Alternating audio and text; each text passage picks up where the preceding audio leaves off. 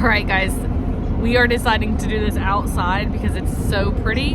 We are on day 24 of a 120-day world cruise. This is an update. Time to check in. So, the biggest update is it's going so well that we booked this same cruise for next year. The same cruise, but not the same cruise. It's the World Cruise for 2026. Still like 120-ish days, but it's a completely different itinerary. Basically, everywhere that we don't hit this time, we're gonna hit next time, and so we had to do it. We had to. And so it goes to 33 countries next year. It's insane. We are just down the hall from our current 2 cabins. So it was just so perfect. We were going to try to wait and see, like, okay, are we sure we like this? And we just love it. And actually, as we were coming up to the deck, what'd you tell me, Mark, as we were walking around? Do you remember? Oh my gosh, no pressure. You go, how could someone not like this?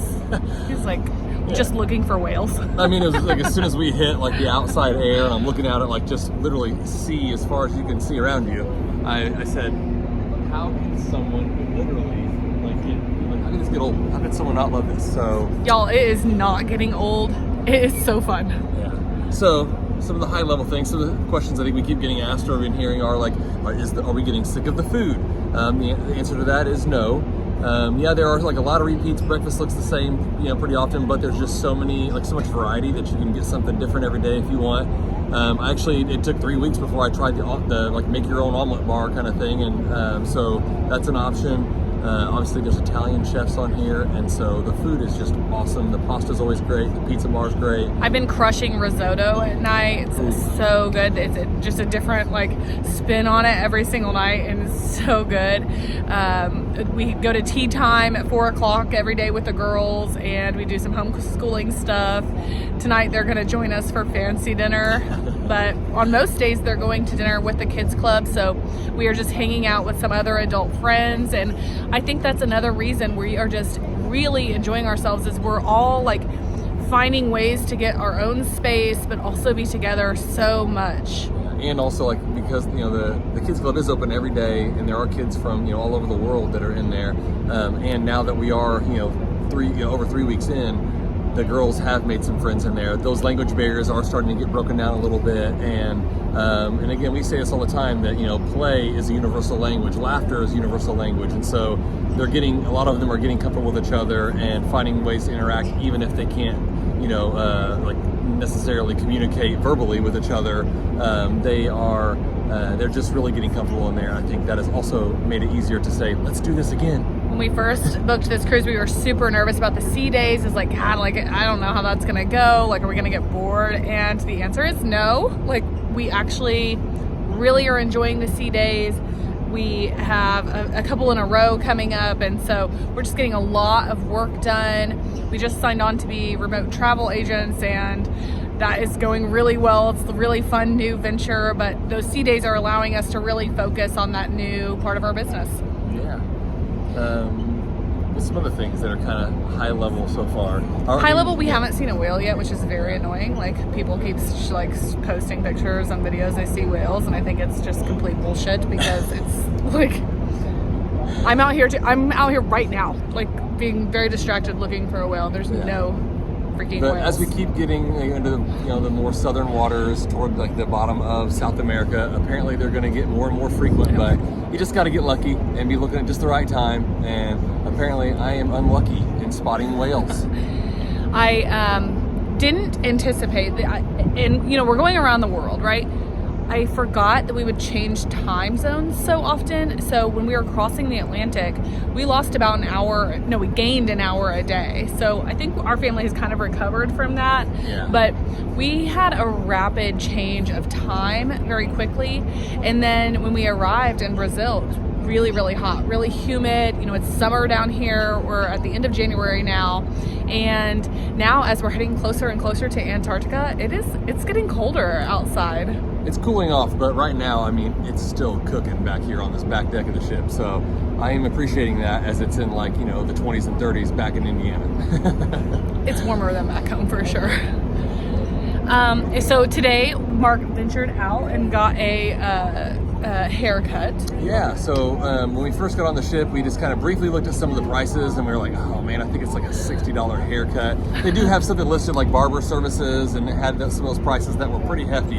And so we were thinking, what are we gonna do? Maybe I'll get my hair cut in Rio, which that wasn't gonna happen. Like I was like, no, we'll figure this out. And then we actually went in and I looked again, and for a men's haircut, it's only 19 euros. So less than 20 bucks to get a haircut. And so I went in there today, and it was great experience. The waters were calm today, and so I wasn't worried about getting a razor through my head the wrong way, even though I do take it pretty short anyway. But and I mean, because of the price, I mean it's comparable to exactly what I would pay back in Indiana. So I've already scheduled my next one for 3 weeks out, and so it was very comfortable, and I'm glad I checked that box. So again, just another one of those things. I had to walk 3 minutes from our room, and I was in the salon getting a haircut. We were here for 2 weeks before one of our kiddos got an ear infection, and so we ventured down to the hospital room, and it was fantastic. It was a great experience. It ended up being €105 to see the doctor, and then another €15 to get the antibiotic drops. She's doing great now. She's back to swimming. She's very excited about that. But it was a really good experience. I'm glad we figured it out early on, and I think that even gave us even more confidence to do this again next year. Yeah, we knew that was going to have to happen at some point, and I'm actually kind of glad that we had to do it early, even though I never want my daughters to be sick or have ear infections or anything. We just knew it was inevitable, and so having that happen early really was just kind of again helped us made us feel more comfortable on the ship. And the doctor was great. So good. She saw us a couple days afterward, walking by as we were just hanging out on the deck, and she was like, hey, how's your daughter's ear? Is everything going good? She has a couple more days of keeping her head out of the water, and she'll be fine. So I mean, she just had great bedside manner, remembered us, and was able to even just have a quick check-in with us when she walked past randomly one day, after our visit. Yeah, the funny thing about living on a cruise ship is that you're here with the staff too, so we see the doctor every now and again, and she's checking on our daughter, making sure she's not swimming, holding her accountable. So that's very funny. I think with the actual cruise stops, when we stop in the different cities, we are not excursion people. There are 15 excursions that were included with this world cruise, and so we are doing most of those. And so those have been good, especially in the places where less comfortable, especially South America. We haven't explored there, so it's fun to use those included excursions to see some things, and then go out the next day and explore on our own. But I think it's been going well, not having an excursion. In Argentina yesterday, we just hung out on the beach and at a cafe, and we were in Patagonia all together. It was so fun. Yeah, it's more our style just to kind of just go out and explore on our own and kind of figure out what we want to do. And tomorrow we have a stop in the Falkland Islands, and there were some excursions that you could book. They were quite expensive to just have them put you on a bus and take you over to the beach where the penguins and everything are. And we found kind of through the grapevine from another travel agent that that's kind of on our team of agents that said, hey, when I went there's a little bus stand outside for $20. You can get a bus pass, and it'll take you to the same areas. The last thing is that homeschooling is going so good. It is a lot of fun. We have time, right? We're time rich. We are being really intentional. I'm really glad I pre-printed a bunch of stuff. We have all the crafts, all the games with us, and so that has been really fun. Yeah, I mean, everything from playing Yahtzee and having the girls do math that way, and just we have a game called the poetry game that allows you to kind of put poems together, and then be creative and draw a creature that you made out of your poem. So we just a lot of really fun ways to just teach and learn with the girls. I actually made an Amazon list of all the games we brought, because so many people have stopped and asked us, because it seems like we're playing 3 different games every day. And it's true. We brought so many because I was following another family that was on last year's World Cruise. And that was one of the things that Mama said was she wished she would have brought more card games to play with her kiddos. And I'm like, perfect, got it. I can follow that direction. Yeah. And so I pre-printed a lot of the travel packets that we have for each of the countries we're visiting, and we're getting a lot of attention from even the staff and crew that are from those countries that are stopping and learning alongside us. Yeah, and on that same note, even the kids club, they saw the packets and asked Tiffany, like, hey, could you share these with us? Because, like, we would love to be able to use these, and, because there's kids from everywhere, and a lot of them, even, the Kids Club doesn't have a lot of materials. And so it's great that they're even using them up in the Kids Club. And I went up there today to drop the girls off, and they're a few stops behind, but they just recently got them. And so they're just using those as another teaching tool for them, another activity for the kids up there, and they really appreciated having those. Oh my God, I just saw a spout. Hold on.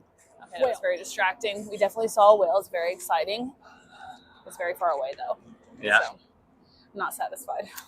But they are in the area. Okay. That's a good sign. In conclusion, I actually did translate those travel packs into French using Google Translate, so it's probably terrible, but that's really fun for the Kids Club to be using. Our family is learning French so that we can make more friends on the boat. We're having so much fun. And so in the description, I'll put the link to those kids travel packs if you're interested. It's $20, but it is 105 pages and 4 months of my life about fun facts, about all the places we're visiting, and you can kind of follow along for yourself and with your family as we travel the world. Yep. And if there's anything that we didn't cover that you're interested in, or that, like, maybe you want to know more about, you can just, like, send a comment, find us on, Time Rich Family, through Instagram, places like that, and just, follow along. Maybe you'll find the answers there, or send us messages there. Yeah. All right. Until then, I'm going to go keep whale watching. Yep. Me too. Bye.